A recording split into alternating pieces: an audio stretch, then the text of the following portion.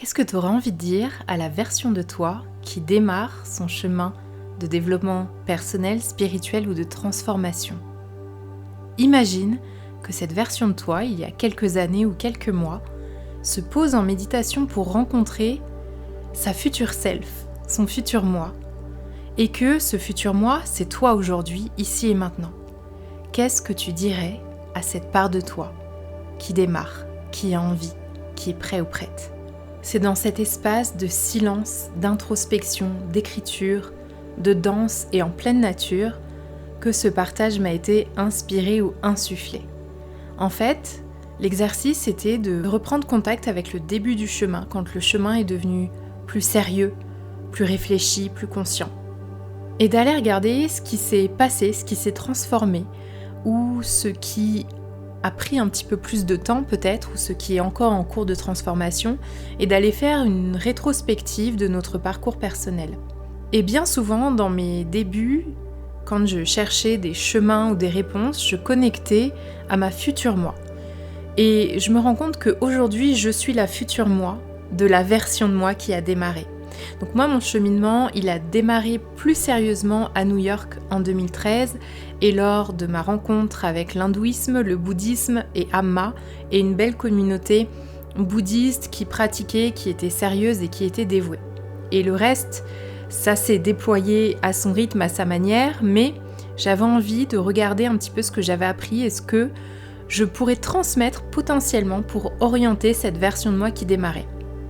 Je me suis aussi positionnée à sa place. Qu'est-ce que j'aurais besoin d'entendre à ce moment-là? Qu'est-ce qui m'aurait aidé? Qu'est-ce qui m'aurait appuyé ou soutenu dans mon cheminement?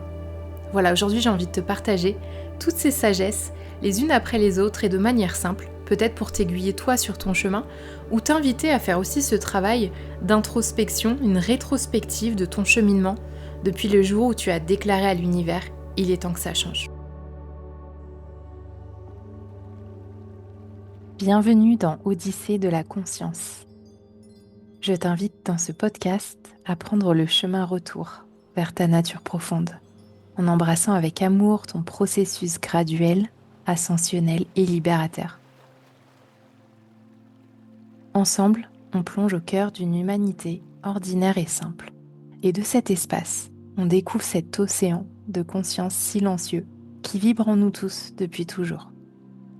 Le mouvement Odyssée de la conscience est rythmé de récits d'expériences, d'enseignements spirituels, d'échanges élévateurs, de conseils du cœur et de méditation pour activer en toi une perspective élargie du monde et de ton humanité. Je suis Léa, je marche sur un chemin d'éveil, de vérité et de libération depuis mon enfance et te partage les trésors que je redécouvre pas à pas.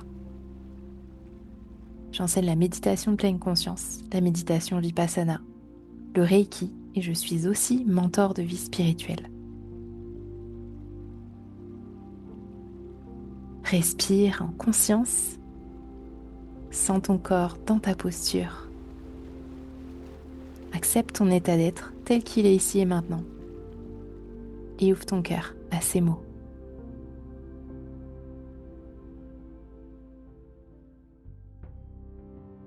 La première chose que j'aurais envie de lui dire, ce serait « N'abandonne jamais la guidance de ton cœur. Cependant, apprends à t'abandonner pleinement à la sagesse de la vie. Ancre-toi aux graines plantées dans ton cœur et cultive-les chaque jour, mais en chemin, laisse-toi porter par le processus divin qui t'accompagne à chaque instant. Tu n'es pas toute seule à faire ce voyage, tu n'es pas isolée, tu es toujours accompagnée, soutenue, vue et guidée. Tu auras peut-être parfois la sensation de marcher à l'aveugle, pieds nus sur un chemin rocheux inconfortable, mais tu seras toujours soutenu par la lanterne qui sera jamais ailleurs que dans ton propre cœur, et chaque creux de vague ou fond du trou sera un tremplin d'évolution, même invisible pour toi. La magie opérera toujours en ta faveur. La deuxième chose que j'ai envie de lui transmettre, l'inconfort sera ton guide. Tout ce que tu chercheras à éviter, rejeter, projeter ou repousser reviendra sous une forme nouvelle. Il n'y a pas d'échappatoire, il n'y a pas de raccourci. Ce sera à toi de faire face. Plus tu lutteras, plus tu souffriras. Mais sache que chaque moment d'inconfort sera une opportunité de te révéler, de revenir à ta vraie nature et de retrouver les ressources en toi. Ton rôle ne sera jamais de diriger la météo ou éviter les péripéties et les perturbations en voyage, mais de t'équiper de manière solide et fiable pour traverser la vie. Ne crois pas que la vie sera beaucoup plus facile pour toi, mais tu apprendras à la naviguer avec plus de sagesse, de grandeur, de recul et de foi. La troisième chose, apprends à te reposer sur tes propres ailes, pas sur la branche sur laquelle tu es déposé. Personne d'autre que toi ne marche ton chemin, ne peut le rencontrer à ton niveau. Tu seras invité à devenir autonome, responsable, tout en étant relié à l'invisible et aux autres. Mais n'oublie pas que c'est toi et toi seul qui marches le chemin. Personne ne viendra te sauver, et c'est la bonne nouvelle. La seule et unique héroïne, le héros de ton histoire, c'est toi. En ce sens, ne fais pas dépendre tes choix, tes rêves, tes élans, tes peurs, sur les projections des autres, sur ce qu'on va te dire, sur ce qu'on va te transmettre ou te partager. Autorise-toi à être sceptique et surtout, vérifie toujours par toi-même. Quatrième message, sur ce chemin, tu vas apprendre à voir le monde différemment. Tu vas être remise à l'endroit. On voit chacun le monde avec les filtres de nos conditionnements innés, karmiques ou hérités, ou parfois choisis même. Et certains filtres ne sont pas au service de notre propre vision, de notre être profond. Tu vas être invité à regarder certains filtres et à les remplacer par de nouveaux. Et ça va être à toi de les choisir, de les établir par toi-même, de les installer, comme si tu réinstallais un programme dans ton cœur, ton corps, ta conscience, dans tout ton être. Et plus tard, quand tu seras un peu plus sage, éveillée, consciente, tu seras invité à te détacher complètement de tous les filtres auxquels tu tiens et t'identifies. Et ta vision du monde sera de plus en plus lucide, vraie, claire et réaliste. Cinquième message, je ne peux pas te dire que tu seras complètement guéri de toutes tes blessures, mais tu vas apprendre à les dépasser, à les transcender, à les contenir en devenant bien plus grande que le problème. Je parle toujours d'une baleine dans une piscine. Est-ce que c'est la baleine qui est trop grosse ou la piscine qui est trop petite ? Peut-être que la taille de la blessure ou de la perturbation ne changera pas, mais c'est toi qui vas devenir de plus en plus vaste. Reste toujours vigilante quand tu es sûre qu'un dossier est résolu et rangé au placard. Ce n'est jamais certain, ce n'est jamais assuré. Tu vas peut-être tourbillonner et revisiter les mêmes sujets encore et encore. Ils ne disparaîtront peut-être pas, tu vas les dépasser, grandir avec eux, les transcender. Entraîne-toi à tolérer et vivre avec toutes les facettes de la vie et danse avec elles. Éventuellement, les espaces douloureux s'estomperont et feront de la place à plus de joie. Et je te confirme, c'est le cas. Sixième message, prends soin de ton enfant intérieur. Rencontre la vraie version de toi, rencontre la petite toi qui est vraie, aimante, ouverte au monde, mais qui ne sait pas non plus comment se comporter, quoi faire, comment prendre soin d'elle, comment choisir. Prends une photo d'elle et tous les jours, dis-lui que tu l'aimes, reconnais sa valeur, sa beauté, sa préciosité. Si tu en ressens le besoin, joue le rôle de père, de mère, reparente ton enfant intérieur. C'est elle qui a besoin de toi, c'est lui qui s'exprime quand ça ne va pas. Sois à l'écoute de cet enfant, de cette part de toi qui vit et vivra toujours en toi, et fais la paix avec. Septième message, tes mentors seront tes miroirs divins. La vie t'enverra des perturbations et leur résolution en même temps. Parfois le mentor sera un signe de la vie, une expérience de vie, un enseignement. Parfois ce sera une présence humaine. Cette présence humaine que tu appelleras mentor, guide, maître, sera simplement l'incarnation de ton propre potentiel intérieur.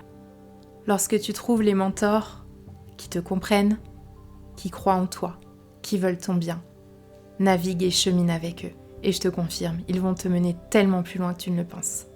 Huitième message, si tu veux te transformer, passe à l'action. Si tu veux dépasser tes peurs, agis.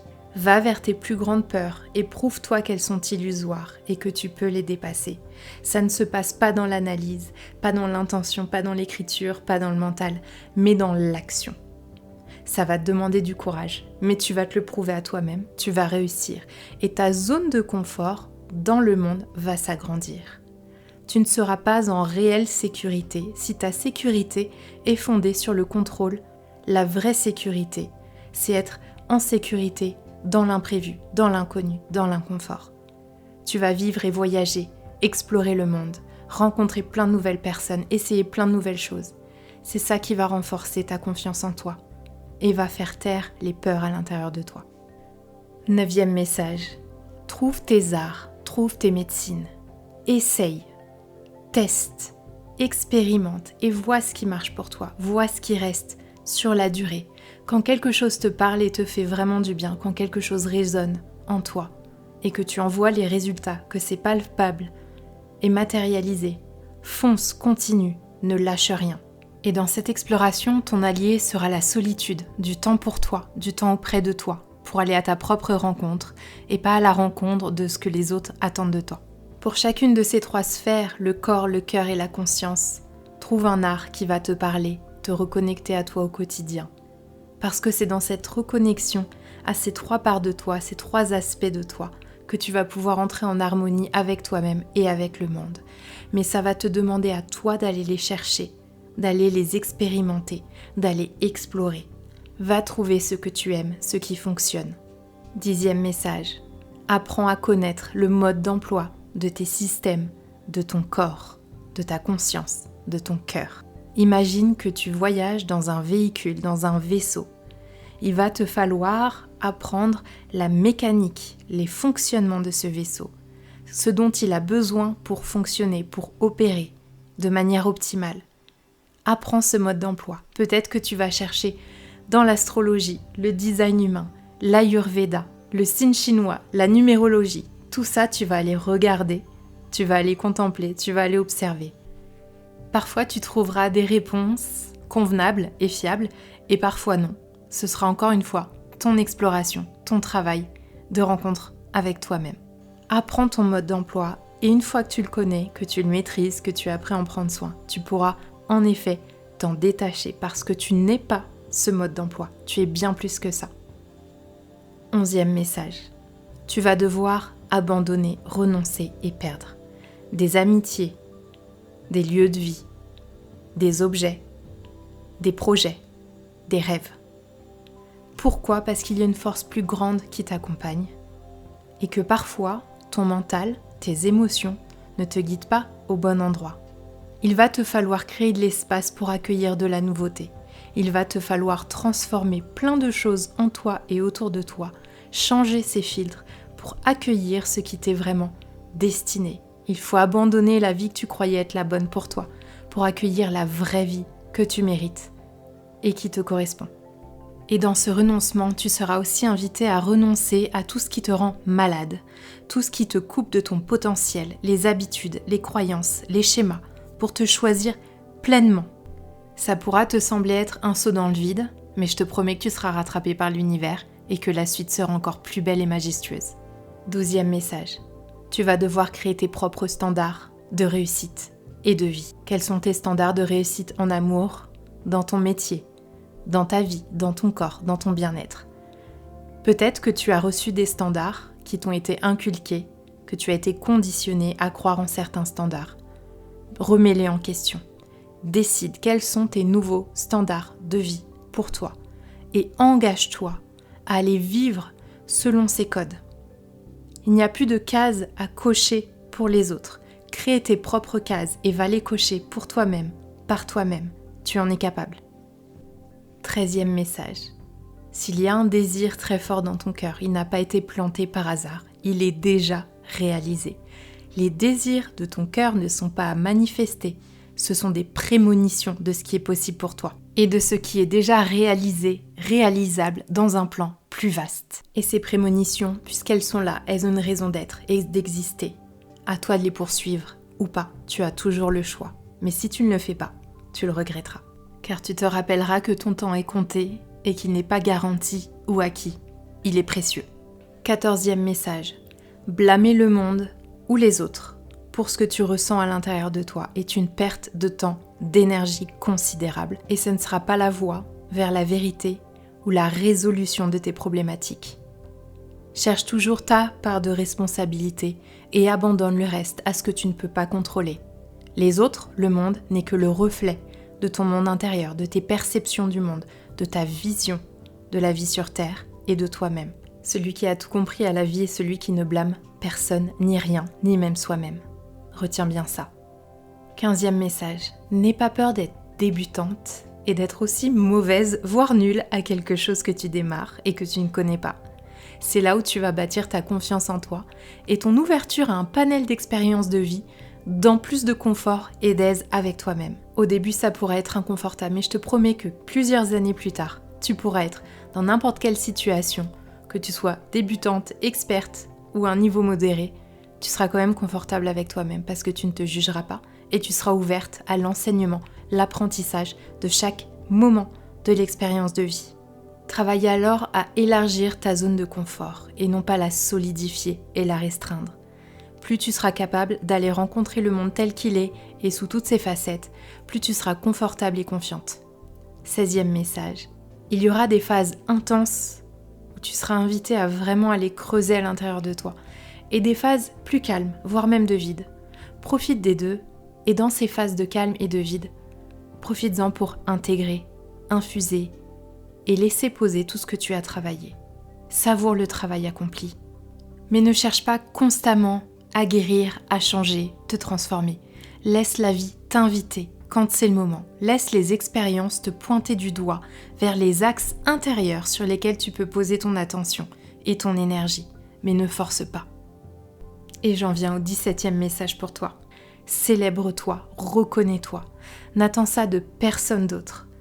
Va rencontrer les parts de toi qui réussissent, qui cheminent, qui font de leur mieux, qui évoluent.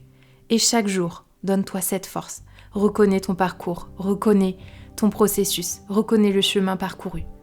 De cette reconnaissance personnelle et répétée, ton estime de toi va se renforcer. Ta valeur sera une évidence et elle ne sera plus perturbée par la vie des autres ou les événements extérieurs. 18e message. La colère sera ton guide que tu as dépassé tes limites personnelles. Son antidote sera la compassion. Ne lutte jamais contre tes ressentis. Apprends à les connaître, apprends leur mode d'emploi, apprends à les décrypter, les déchiffrer, apprends le langage de tes émotions.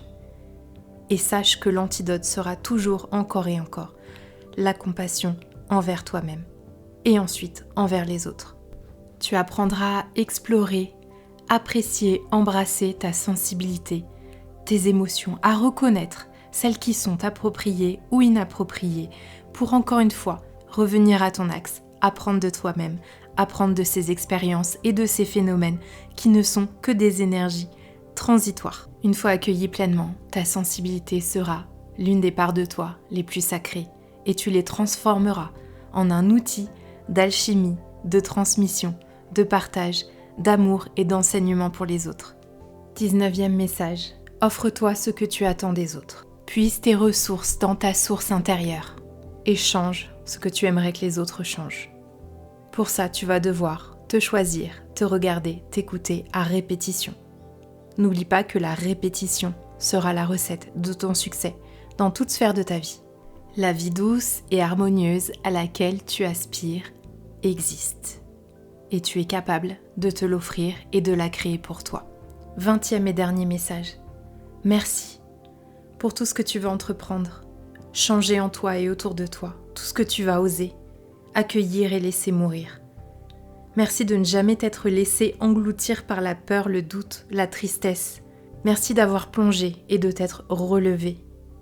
Merci de t'être toujours remise en mouvement vers toi-même, vers le monde, vers les autres, vers ta spiritualité, vers le divin. Merci de toujours choisir tes inspirations et tes aspirations. Si je suis là aujourd'hui à enregistrer cet épisode, à vivre une vie à mon image, à mon rythme, riche et complète, c'est grâce à ton courage, ta foi et ta grandeur.